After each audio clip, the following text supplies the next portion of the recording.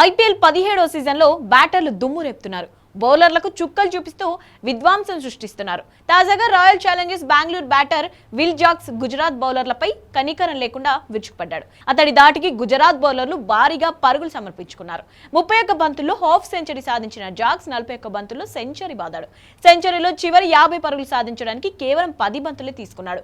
తద్వారా ఐపీఎల్లో 50 నుంచి 100 పరుగులను అత్యంత వేగంగా అందుకున్న ఆటగాడిగా విల్ జాక్స్ చరిత్ర సృష్టించాడు. అంతకుముందు ఈ రికార్డు క్రిస్ గేల్ పేరిట ఉంది. హాఫ్ సెంచరీని సెంచరీగా మలచడానికి గెల్ 13 బంతులు తీసుకున్నాడు. ఇక ఐపీఎల్లో ఫాస్టెస్ట్ సెంచరీ సాధించిన ఆటగాళ్ల జాబితాలో జాక్స్ 5వ స్థానంలో నిలిచాడు. ఈ జాబితాలో క్రిస్ గేల్ టాప్ లో ఉన్నాడు. గెల్ కేవలం 30 బంతుల్లోనే శతకం అందుకున్నాడు. గెల్ తర్వాతి స్థానంలో Yusuf Pathan, David Miller, Travis Head, Jacks ఉన్నారు. ఇదిలా ఉంటే విల్ జాక్స్ తో పాటు విరాట్ కోహ్లీ కూడా చెలరేగడంతో గుజరాత్ టైటన్స్ పై ఆర్సీబీ 9 వికెట్ల తేడాతో గ్రాండ్ విక్టరీ అందుకుంది.